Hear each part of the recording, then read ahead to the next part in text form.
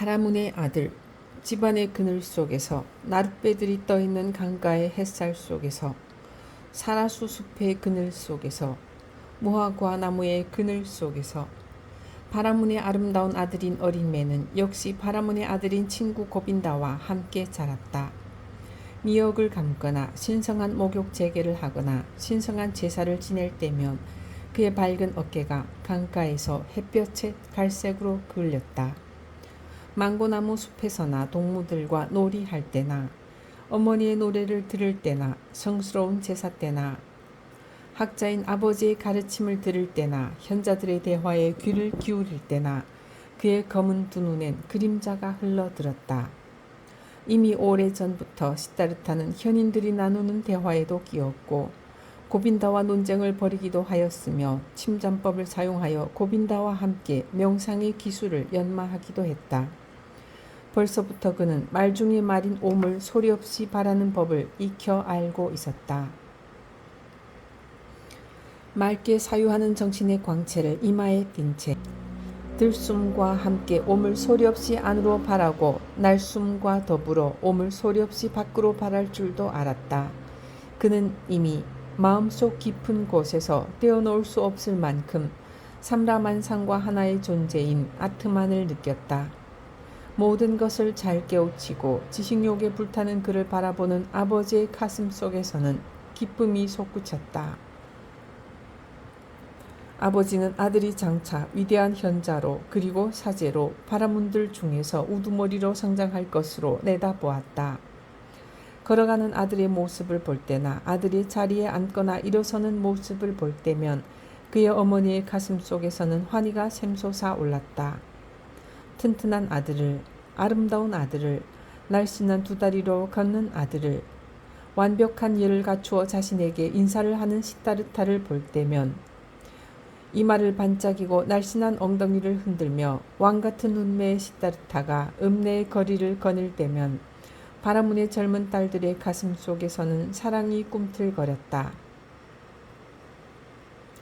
그러나 이들 누구보다도 그를 더 사랑한 사람은 그의 친구이자 역시 파라문의 아들인 고빈다였다.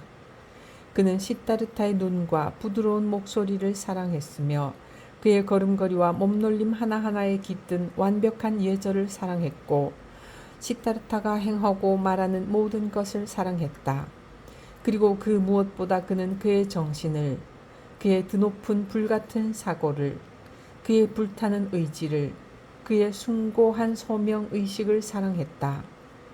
고빈다는 시다르타가 범속한 바라문이나 게으른 제사관, 사람을 홀리는 탐욕스러운 장사꾼, 허영심에 빠진 속빈 웅변가, 사악하고 교활한 사제, 그리고 또한 수많은 양떼들 속에 섞여있는 멍청하고 순하기만 한 마리 양이 되지 않을 것임을 알고 있었다.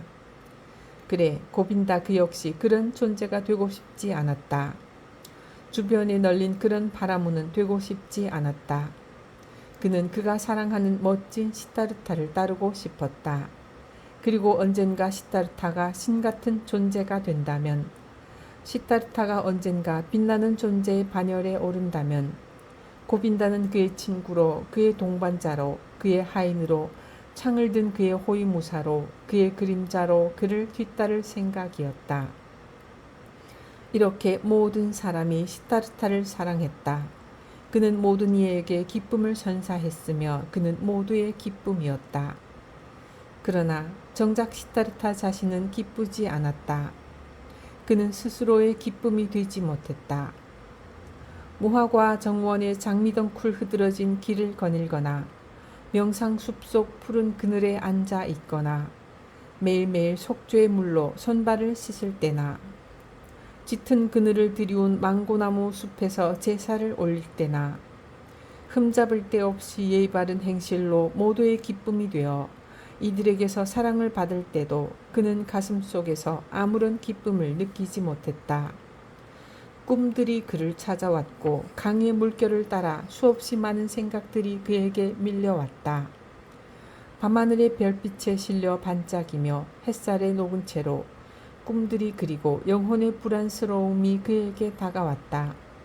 제사의 향에 실려 읊조리는 리그베다의 시구에 실려 늙은 바라문들의 가르침에 이슬져 떨어지며 다가왔다. 시다르타는 가슴 속에 불만을 키우기 시작했다. 아버지의 사랑이, 어머니의 사랑이, 또한 그의 친구 고빈다의 사랑이 언제나 그리고 영원히 그를 행복하게 해줄 수도, 달래줄 수도, 마음을 채워줄 수도, 흡족하게 해줄 수도 없을 것임을 진작부터 느끼기 시작했다. 그는 마음속으로 존경하는 아버지와 그의 다른 스승들이, 그리고 현명한 바라문들이 그에게 자신들이 가진 지혜의 가장 훌륭한 대부분의 것을 전달하였으며, 기다리고 있는 그의 그릇에 그들의 지혜를 가득 부었음에도 불구하고 그릇은 아직 가득 차지 않았고 그의 정신은 아직 만족하지 않았으며 그의 영혼은 아직 안정을 찾지 못했고 그의 심장은 진정되지 않았음을 알아차리기 시작했다. 목욕 재개라는 것이 훌륭하기는 했지만 그것은 물일 뿐 죄를 씻어내지는 못했으며 정신의 갈증을 낫게 해주지도 못했고 마음의 불안을 없애주지도 못했다. 제사의식과 신들에게 축원을 비는 일이 아무리 훌륭하다 해도 이것이 전부란 말인가? 제물을 바치는 의식이 행복을 주는가? 그리고 신들이란 무엇인가? 정말로 세상을 창조한 존재는 프라자파티인가? 이 세상을 창조한 것은 그 존재, 그 유일자이자 단독자인 아트만이 아닐까? 신들이라는 존재도 나와 너처럼 창조된, 시간에 종속된 무상한 형상이 아닌가? 그렇다면 이런 신들에게 제물을 바치며 제사를 지내는 일이 과연 훌륭하고 올바르고 의미 있는 최고의 행위가 될 수 있는가? 대체 누구에게 제사를 올리고 대체 누구에게 존경을 표할 것인가? 그 존재, 유일자인 아트만 말고. 그러면 아트만은 어디에서 찾을 수 있는가? 그는 어디에 사는가? 그의 영원한 심장은 어디에서 고동치는가? 누구나 각자 안에 깨뜨릴 수 없이 지니고 있는 가장 내적인 것, 자신의 자아 속이 아니라면 그 어디에서? 하지만 이 자아, 이 가장 내적인 것, 이 궁극의 것은 어디 있는가? 그것은 살이나 뼈도 아니며 사유나 의식도 아니라고 가장 지혜로운 사람들은 가르쳤다. 그렇다면 그것은 어디에 있는가? 그곳을 향해, 자아를 향해, 나를 향해, 아트만을 향해 뚫고 들어갈 만한 다른 길이 있는가? 아무도 그 길을 알려주지 않았다. 아무도 그 길을 알지 못했다. 아버지도, 스승들과 현자들도, 그리고 성스러운 제사의 노래들도 그 길을 알지 못했다. 바라문들과 그들의 성스러운 책들은 모르는 것이 없었다. 이들은 관여하지 않는 것이 없었으니 모든 것 그 이상의 것에 신경을 썼다. 세계의 창조, 말의 발생, 음식의 생성, 들숨과 날숨의 생성, 감각의 질서, 신들의 행위 등 무한히 많은 것을 그들은 알았다. 그러나 이 모든 것을 알면서도 단 하나의 유일자, 가장 중요한 것, 오로지 중요한 단 한 가지를 모른다면 대체 무슨 소용인가? 실제로 성스러운 책들 중에 많은 시구들, 특히 사마베다의 우파니샤드에 들어있는 많은 구절들은 이 가장 내밀하며 이 가장 궁극적인 것에 대해 아름다운 말로 표현하고 있다. 너의 영혼이 온 세계이다 라고 그곳엔 적혀 있으며 인간은 잠 속에서, 깊은 잠 속에서 자신의 가장 내적인 것에 다가가며 아트만 속에 산다는 말도 적혀 있다. 이 구절들 속에는 놀라운 지혜가 마법의 말로 모아져 있다. 지혜로운 사람들 중에서도 가장 지혜로운 사람들의 온갖 지식이 이곳엔 꿀벌들이 모아놓은 꿀처럼 순수하게 모아져 있다. 그렇다. 셀 수 없을 만큼 많은 세대의 지혜로운 바라문들에 의해 집적된 이 어마어마한 인식의 총체를 무시할 수는 없으나 이 심오한 지식을 아는 것에 그치지 않고 직접 삶 속에서 실천했던 바라문들, 사제들, 현자들 또는 참회자들은 어디 있단 말인가? 아트만 속에 깃들어 있는 것을 마법으로 잠에서 깨워 삶 속으로 매 걸음마다 말과 행동마다 되살려낼 수 있는 다리는 어디에 있는가? 시다르타는 덕망이는 많은 바라문들을 알고 있었다. 누구보다 그의 아버지를 잘 알았다. 아버지는 순수한 학자로서 누구보다 존경할 만한 분이었다. 아버지는 정말 존경하지 않을 수 없는 분이었다.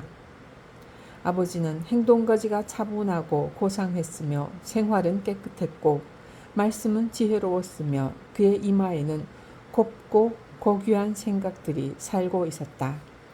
그런데 그런 아버지는, 그처럼 아는 것이 많은 아버지는 더 없는 행복 속에서 살고 있는가?